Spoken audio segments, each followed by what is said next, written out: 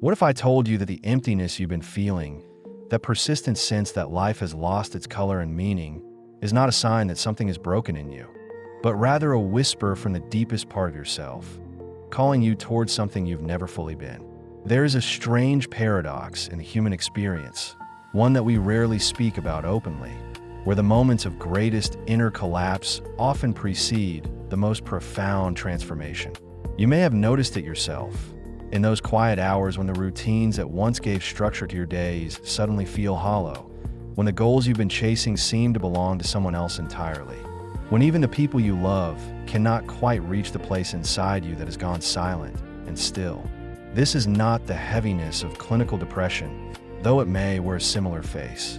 It is something older, something that has moved through human consciousness for as long as we have been capable of asking who we are beneath the roles we perform. It arrives without announcement, this feeling settling into your chest like fog over water, making everything familiar seem distant and strange. You wake up and go through the motions, but there's a part of you that has stepped back, watching from somewhere deeper, no longer convinced by the performance. And in that watching, in that quiet withdrawal of belief from the life you've been living, something essential is actually beginning. I want you to consider for a moment that this sense of pointlessness is not an ending, but a threshold. That the very emptiness you've been trying to escape or medicate or distract yourself from is actually a clearing, a space being made inside you for something that cannot arrive until the old structures have loosened their grip. This is not comfortable knowledge. It does not come with easy answers or quick solutions, but it carries a truth that your body already knows, even if your mind is not yet caught up. You may have felt it in those moments when you've stopped trying to fix yourself, when you've simply sat with the silence and noticed that beneath the anxiety about the silence, there's something else, something watchful and patient, something that has been waiting for you to stop running. Carl Jung spent much of his life exploring this territory, not as an academic exercise, but as someone who had walked through his own descent into meaninglessness and emerged with a map of the inner landscape. He understood that the psyche has its own intelligence, its own timing, and that what appears to consciousness as breakdown is often the unconscious breaking through, demanding to be acknowledged. He called this process individuation, the long and often painful journey of becoming who you actually are rather than who you were taught to be. It is not a journey you choose in the way you might choose a career or a vacation destination. It chooses you, and it announces itself through symptoms that our culture has learned to pathologize rather than understand. The unconscious speaks in patterns and images, in dreams that repeat themselves with slight variations, in the same relational dynamics that keep circling back no matter how many times you change partners or jobs or cities.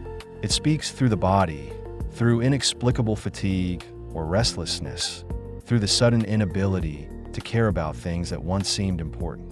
And it speaks through synchronicity, those meaningful coincidences that seem to occur more frequently when you're on the edge of transition, as if the world itself is trying to get your attention, to show you that something beneath the surface of ordinary causality is moving, aligning, preparing. In this exploration, I want to share with you several signs, several inner shifts that indicate this calling toward individuation has begun in your life. These are not symptoms to diagnose or problems to solve.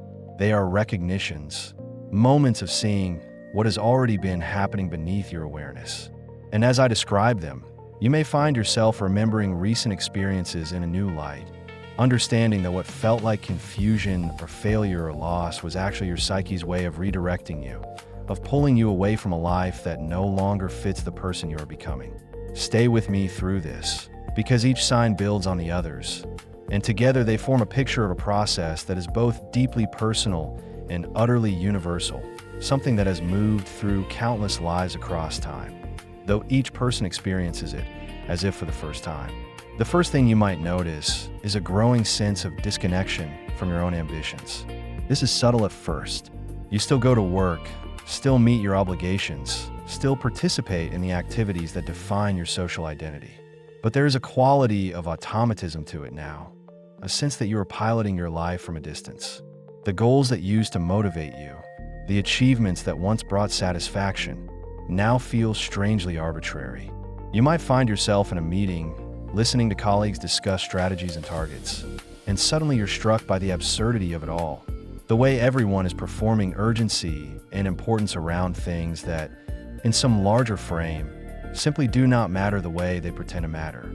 This disconnection is often mistaken for burnout or laziness or a lack of discipline. You might try to push through it, to reignite your motivation through willpower or new goal-setting frameworks. But the disconnection persists, and sometimes it deepens the more you try to fight it. What is actually happening is that the ego's agenda, the part of you that has been driving your life according to external values and expectations, is losing its grip. The self, that deeper organizing principle that Jung spoke of, is beginning to assert its own direction, and it is not interested in the same things the ego has been pursuing. This creates an internal conflict that manifests as a sense of pointlessness. But it is not pointlessness in any absolute sense. It is the specific pointlessness of continuing on a path that is no longer aligned with your deeper nature. You might remember a specific moment when this first became undeniable. Perhaps you were celebrating some achievement, something you had worked toward for years, and in a moment of success, you felt nothing. Or worse, you felt a kind of hollow dread, a recognition that if this is what you've been working for, then something is terribly wrong. Or maybe it was quieter than that, just a gradual fading of enthusiasm, a slow withdrawal of energy from the projects and relationships that used to animate you. You told yourself it was temporary, that you just needed rest or a change of scenery. But the feeling followed you, because it was never about the external circumstances. It was about an internal realignment that had to happen before you could move forward with any authenticity. This disconnection from ambition often brings with it a kind of guilt.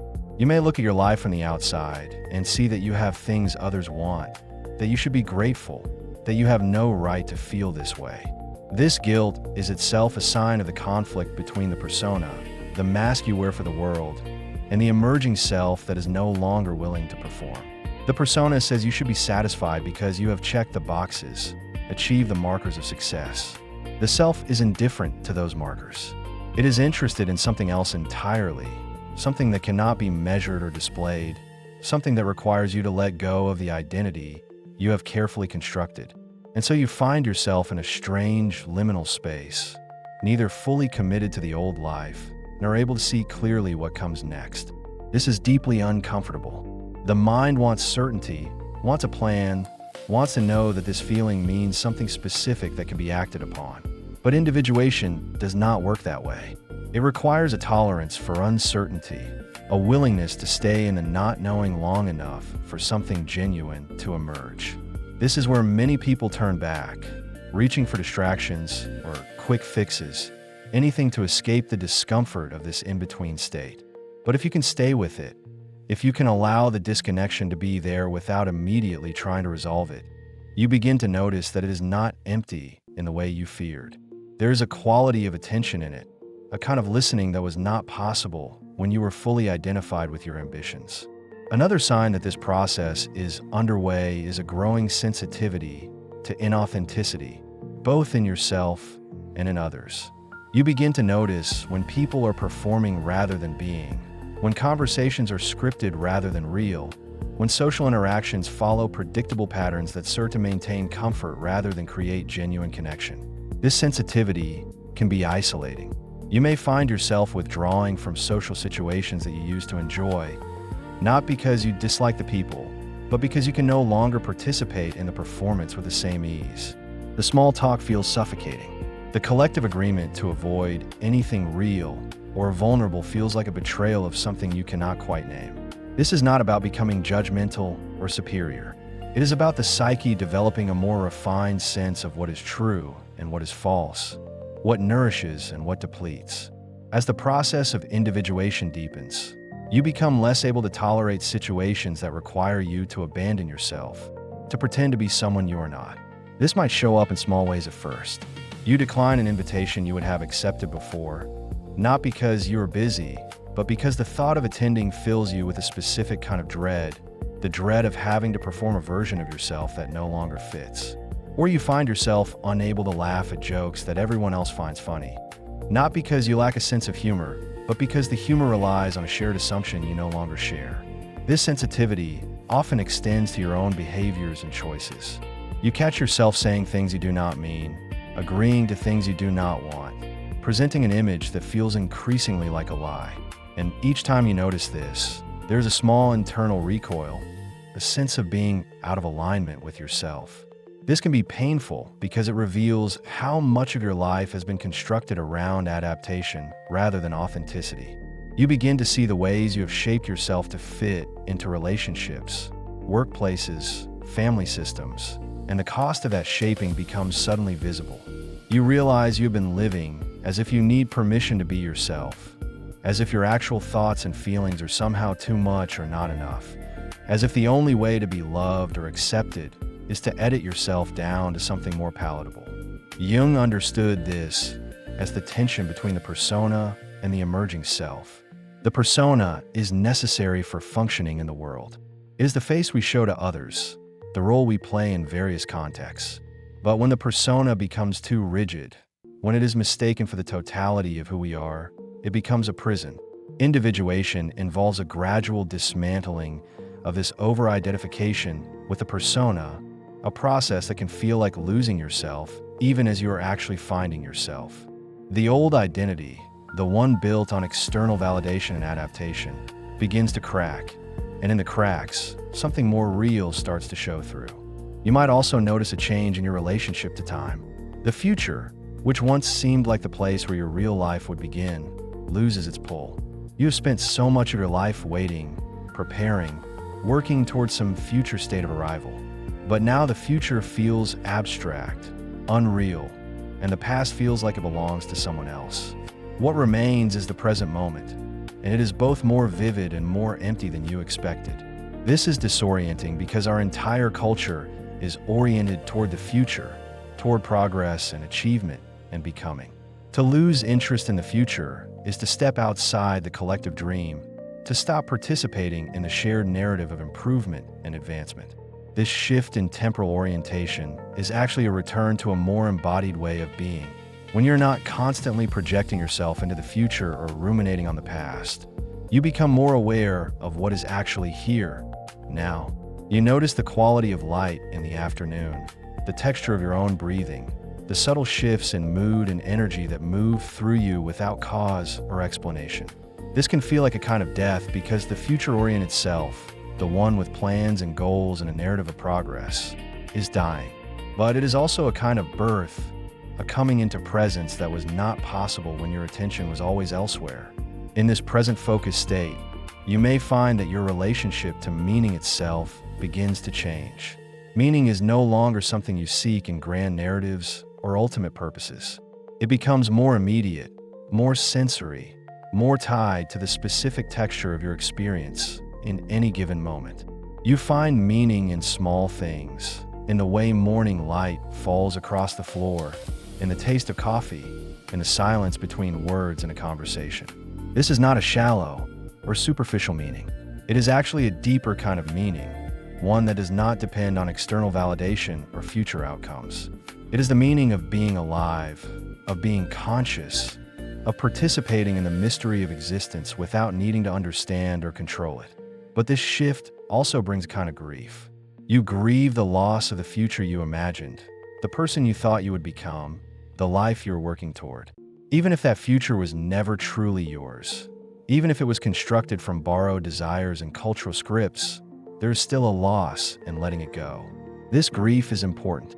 It is not something to rush through or rationalize away. It is the psyche's way of honoring what is being left behind, of acknowledging that even false selves deserve recognition before they are released. If you can allow yourself to feel this grief without trying to fix it or make it mean something, it will move through you and leave space for something new. Another sign that individuation is calling you is a growing interest in the symbolic and the imaginal. You might find yourself drawn to dreams in a way you never were before, paying attention to the images and narratives that arise in sleep. Or you notice patterns in your waking life that seem too meaningful to be mere coincidence. A phrase you read in a book echoes something a stranger said to you on the street. An animal appears repeatedly in different contexts. A song plays at just the moment you need to hear its message. These synchronicities are not magical thinking or wishful interpretation. They are the way the unconscious communicates, the way it tries to guide you when the conscious mind is too rigid or too frightened to listen. Jung believed that the unconscious is not just a repository of repressed material, but an active, intelligent force that seeks wholeness. It knows what you need before you do, and it orchestrates experiences, both inner and outer, to bring you into alignment with your deeper nature. When you are in a process of individuation, the boundary between inner and outer becomes more permeable. The world begins to mirror your internal state, not because you're projecting onto it, but because you're becoming more sensitive to the patterns that were always there, the web of meaning that connects everything.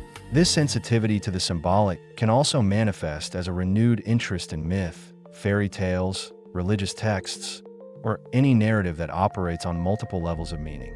You find yourself reading stories not for entertainment, but for insight, recognizing in ancient tales the same patterns that are playing out in your own life. The hero's journey, the descent into the underworld, the encounter with the shadow, the return with new knowledge. These are not just stories, but maps of the inner landscape, descriptions of processes that are archetypal, that belong to the structure of the psyche itself. When you read these stories during a time of individuation, they resonate in a way that is almost painful, because you recognize yourself in them. You see that what you are going through is not random or meaningless, but part of a larger pattern that has been repeated throughout human history. You may also find that your relationship to solitude changes. Where once you might have avoided being alone, filling every moment with activity or connection, you now crave solitude in a way that feels almost desperate. Not the solitude of loneliness or isolation, but a kind of sacred aloneness, a space where you can hear yourself think, where you can feel what you actually feel without the pressure to perform or explain. This need for solitude is the psyche's way of creating space for the inner work to happen. Individuation cannot occur in the constant noise and distraction of modern life. It requires silence, stillness, the willingness to sit with yourself without distraction. In solitude, you begin to notice the inner voices that have been running your life. The critic, the pleaser, the rebel, the victim, all the subpersonalities that have taken turns driving your behavior. You begin to see that these are not you, but patterns, defenses, strategies that were developed in response to early experiences and have been operating automatically ever since. This recognition is both liberating and terrifying. Liberating because it means you are not your thoughts, not your emotions, not the stories you've been telling yourself. Terrifying because if you're not those things, then who are you? This question, this fundamental not knowing, is the heart of the individuation process. It is the question that cannot be answered intellectually, but must be lived into, embodied, discovered through the slow and patient work of self-observation. As you spend more time in solitude, you may also encounter what Jung called the shadow, the parts of yourself that you have disowned or repressed because they did not fit the image you wanted to present to the world. The shadow contains not only negative qualities like anger, jealousy, or selfishness, but also positive qualities that were too threatening to own, like power, creativity, or desire. Encountering the shadow is uncomfortable because it challenges the story you have been telling about who you are. You see that you are capable of feelings and impulses you have judged in others. You see that the persona you have constructed is only a partial truth, and that beneath it is a much more complex and contradictory being. This encounter with the shadow often happens through projection. You find yourself intensely irritated or fascinated by someone, and if you look closely, you realize they are embodying something you have denied in yourself. The person who seems arrogant may be showing you your own disowned confidence. The person who seems needy may be reflecting your own unacknowledged vulnerability. When you can withdraw these projections, when you can own what you have been seeing in others, you reclaim parts of yourself that have been lost, and you become more whole, more integrated, more real.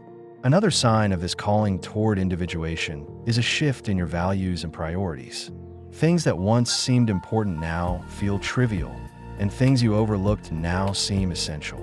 You may find yourself less interested in accumulating possessions or status, and more interested in experiences that deepen your understanding of yourself and the world. You might value a single honest conversation more than a week of superficial socializing. You might find more meaning in a walk in the woods than in any achievement or recognition. This shift in values can create conflict with the people around you, especially if they are still operating from the old paradigm, still measuring worth by external markers.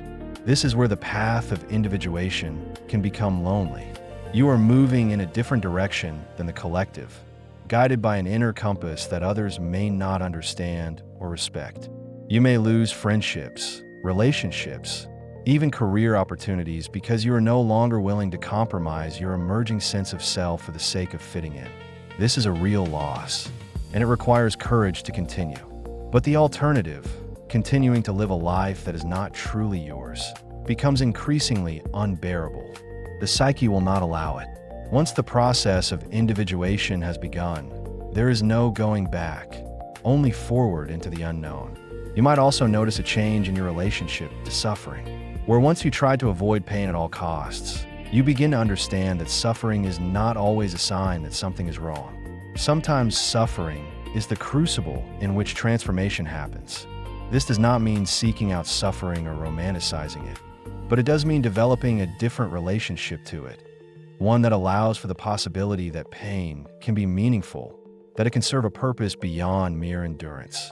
Jung spoke of the necessity of the descent, the journey into the underworld, the dark night of the soul. These are not poetic metaphors, but descriptions of actual psychological processes that cannot be bypassed if real transformation is to occur.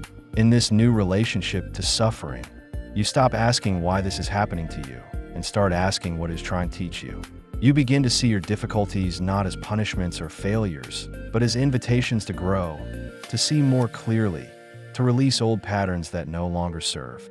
This does not make the suffering easier, but it does make it more bearable because it is no longer meaningless. It is part of a larger process, a journey toward wholeness that requires you to face what you have been avoiding, to feel what you have been numbing, to acknowledge what you have been denying. There is also often a growing sense of being guided, even when you cannot see the path clearly. You make a decision that seems small or arbitrary, and it leads to an unexpected encounter or opportunity. You follow an impulse that makes no logical sense, and it turns out to be exactly what you needed. This is not about magical thinking or abdicating responsibility for your choices. It is about learning to trust the intelligence of the unconscious, to recognize that there's a part of you that knows the way even when your conscious mind is lost. This trust develops slowly, through repeated experiences of following your intuition and discovering that it was right, even when it contradicted what you thought you should do. This sense of guidance is often accompanied by a feeling of being held, of being part of something larger than yourself. This is not necessarily religious in a conventional sense, though it can be. It is more a felt sense of belonging to the larger pattern of existence, of being woven into a web of meaning that extends beyond your individual life. This feeling can be deeply comforting, especially during times of uncertainty and transition. It reminds you that you are not alone, that the process you are going through is not unique to you, but is part of the human experience, part of the way consciousness evolves and deepens over time. As the process continues, you may also notice a change in your creative expression. If you have always been creative, your work may take on a different quality, becoming more personal, more symbolic, more willing to explore difficult or uncomfortable territory. If you have not thought of yourself as creative, you may find new forms of expression emerging, a sudden desire to write or paint or make music, not for an audience, but as a way of giving form to what is happening inside you. This creative impulse is the psyche's way of externalizing the internal process, of making visible what is otherwise invisible.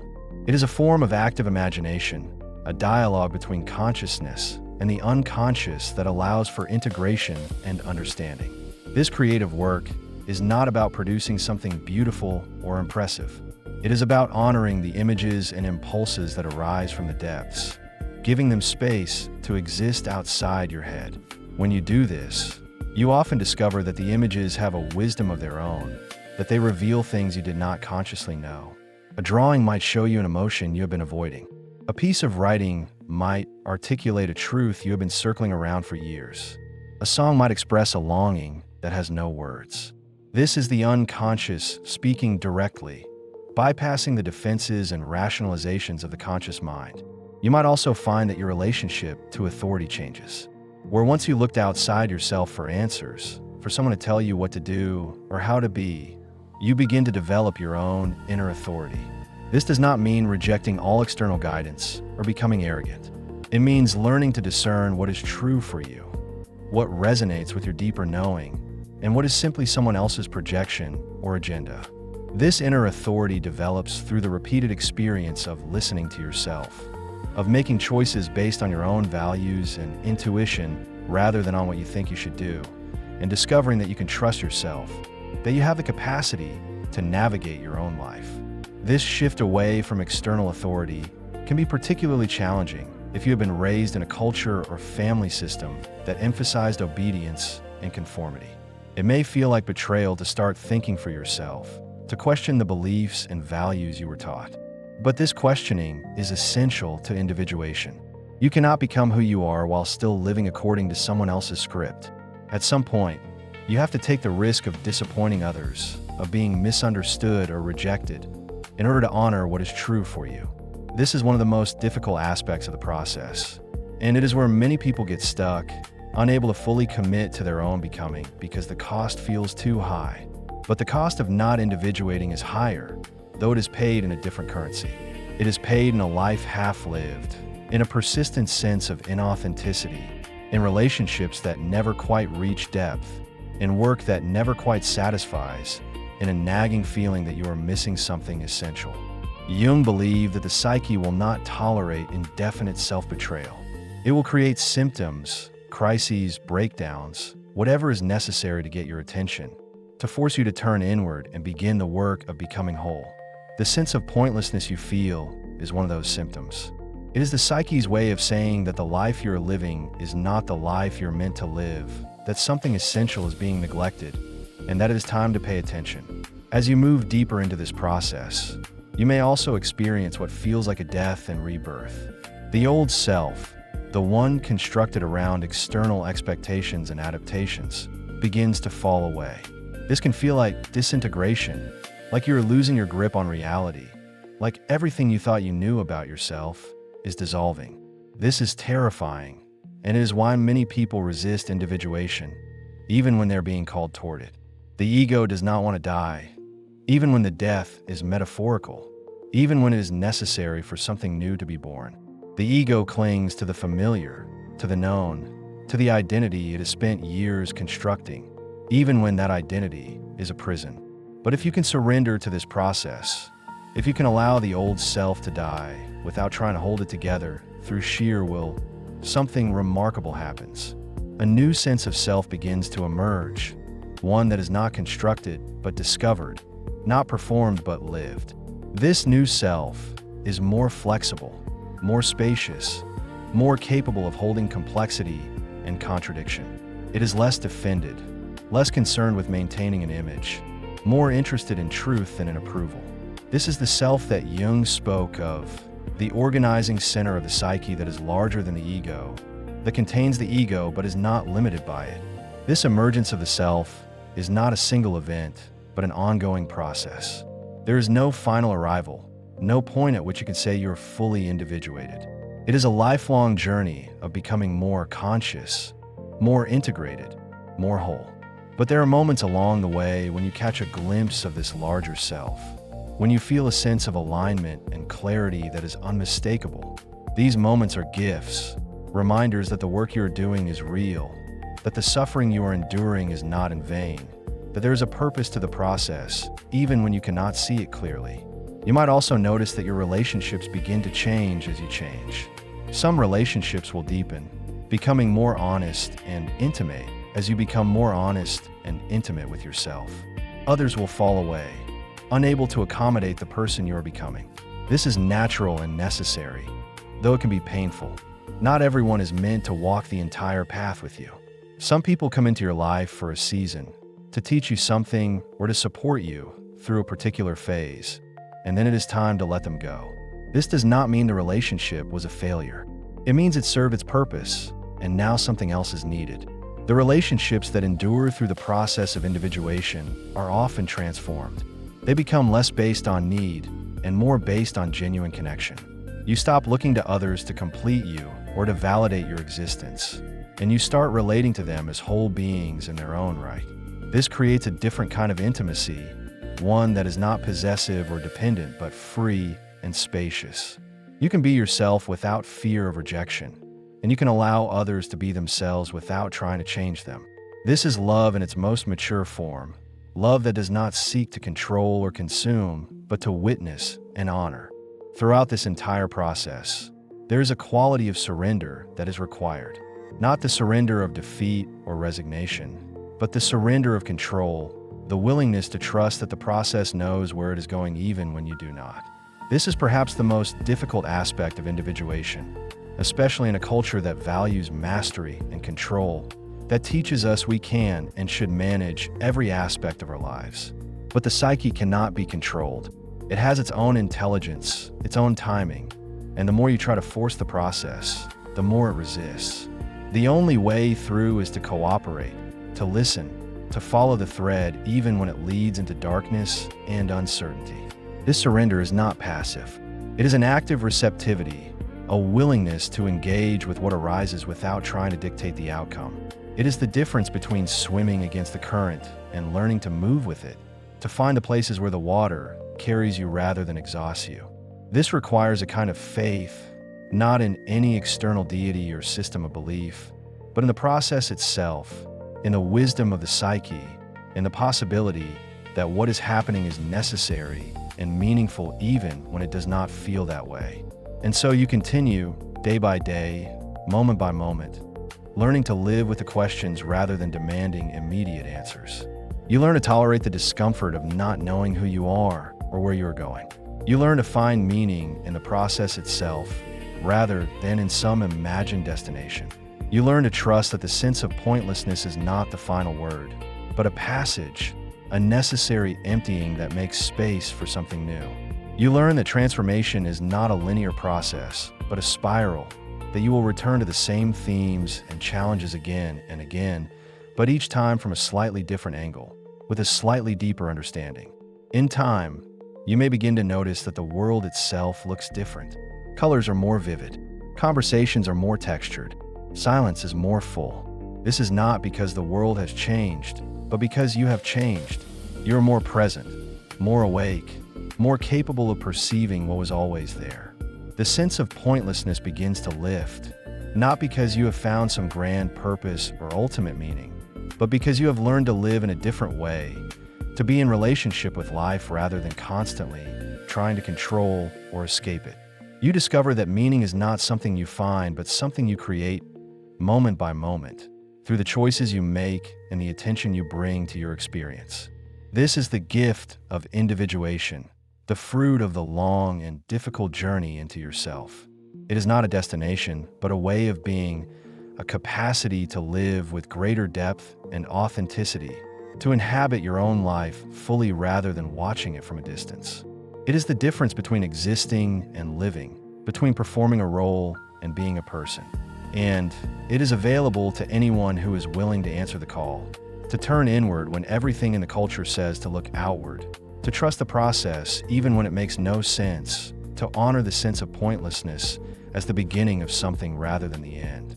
So if you're feeling this way, if life has lost its color and nothing seems to matter the way it once did, consider the possibility that you are not broken. Consider that you are being called, that the deepest part of you is trying to get your attention, that a process of transformation is already underway.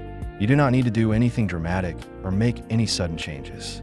You simply need to start paying attention, to notice what you notice, to honor what you feel even when it does not make sense. You need to create space for silence and solitude, to allow yourself to be with the discomfort without immediately trying to fix it. You need to trust that the process knows where it is going, even when you do not. Begin simply. Each day, take a few moments to sit in silence and notice what is present, not to meditate or achieve any particular state, but simply to be with yourself without distraction. Notice what thoughts arise, what emotions move through you, what sensations appear in your body. Do not judge or analyze, just observe. This simple practice of self-observation is the foundation of individuation. It creates a small space between you and your experience, a space where consciousness can emerge, where you can begin to see the patterns that have been running your life. You might also consider keeping a journal, not to record events, but to explore your inner landscape. Write about your dreams, your feelings, the moments when you feel most alive and the moments when you feel most lost. Write without censoring, without trying to make it coherent or impressive. Let the words flow as they want to flow and see what emerges. Often, the act of writing reveals things you did not know you knew, brings to the surface material that has been hidden in the unconscious. This is another form of dialogue with the deeper self, another way of allowing the process to unfold. And finally, be patient with yourself. Individuation is not a quick process. It takes years, sometimes decades, and it is never truly complete. There will be times when you feel you are making progress, and times when you feel you have lost your way entirely. Both are part of the journey. The important thing is to keep going, to keep paying attention, to keep honoring the call, even when it is difficult or confusing. Trust that you are exactly where you need to be, that every experience, even the painful ones, is contributing to your becoming. Trust that the sense of pointlessness is not the end of the story, but the beginning of a new chapter, one that is more true, more real, more aligned with who you actually are. If this exploration has resonated with you, if you have recognized yourself in these descriptions, I invite you to continue this conversation. Leave a comment sharing your own experience of this process. What signs have you noticed in your own life? What has been most challenging? What has surprised you?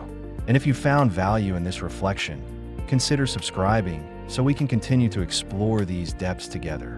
This work of becoming conscious, of individuating, is not meant to be done in isolation. We need each other's witnessing, each other's recognition, to know that we are not alone in this journey. Thank you for being here, for listening, for having the courage to turn inward and meet yourself. This is sacred work, and you're doing it beautifully, even when it does not feel that way.